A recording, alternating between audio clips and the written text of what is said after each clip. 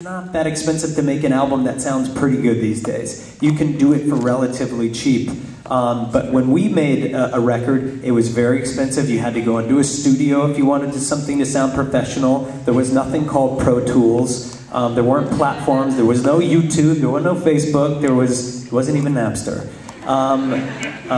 But you know, there's a lot of opportunity out there, and go out and play shows, tour. Who gave you your first break? My mother. Yes, okay, extrovert, the devil right here. So don't hate me for this question.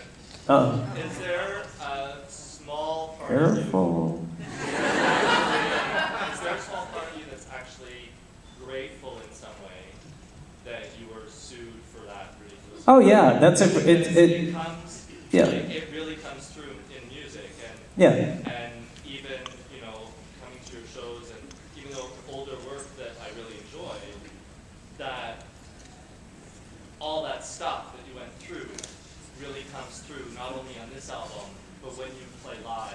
Got it. Yeah, I'll repeat the question. Am I grateful in some way that I actually was sued for $30 million, which is a really bizarre thing to think about. But yes, I'm very grateful that I was sued for $30 million because it gave us the album of a lifetime, it gave us the tour of a lifetime, it gave us this film, and it gave us, I think, a greater sense of who we are. It gave us a lot more strength to the ability to know that we have, or I guess the knowledge that we have the strength to fight for what we believe in. I mean, it's absolutely nuts for a little band like 30 Seconds to Mars to take on an entire industry like that is really kind of stupid. But I'm glad that we did it, and I'm glad that it did happen. It'll always be a really important part of our story. So yeah.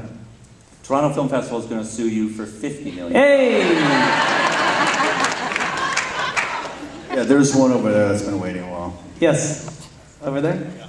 The hat. Yes. Yes. Why did you choose to call the film Artifact? Good, short and sweet. Why did we choose to call the film Artifact? It was a title that really found us rather than us finding the title, and it was very early on. And I thought of the film as, I would say this early on to my editors, if we were going to dig a hole on a mountaintop, and everything in that hole was filled with artifacts from this experience, what would they be? And that's what the film is. So that's where it really came from, and it stuck. And I also think it represents an antiquated system out there, parts of the record business, parts of the past. Next? Yes? I have two questions. Uh-oh, cheating. Okay,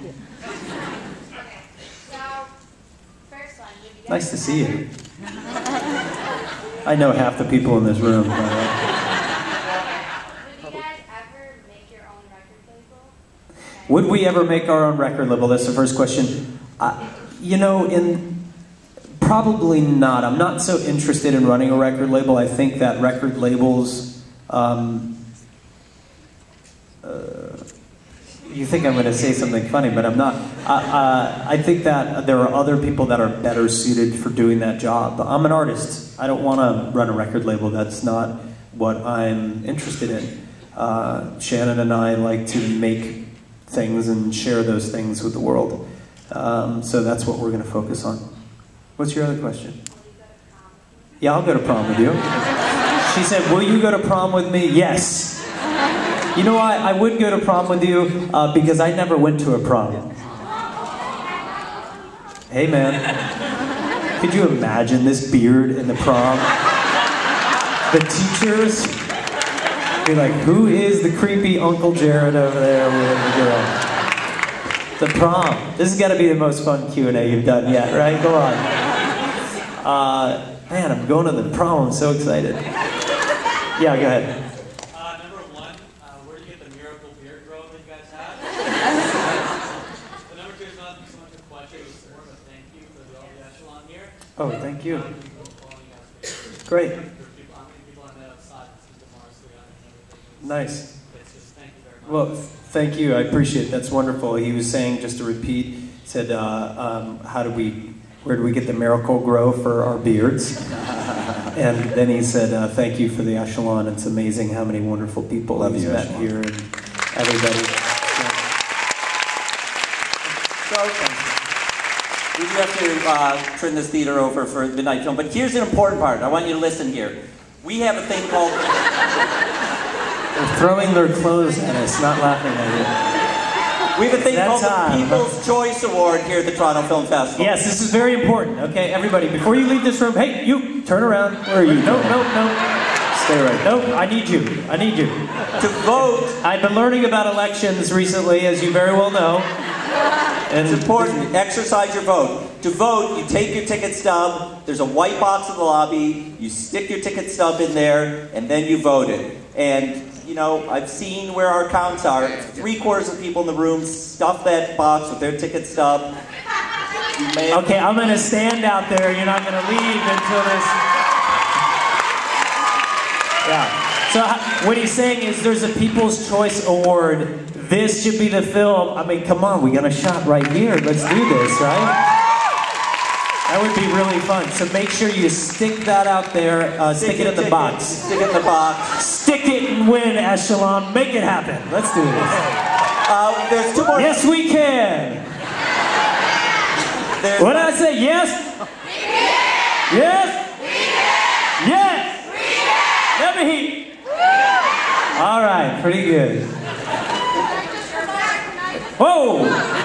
Holy moly.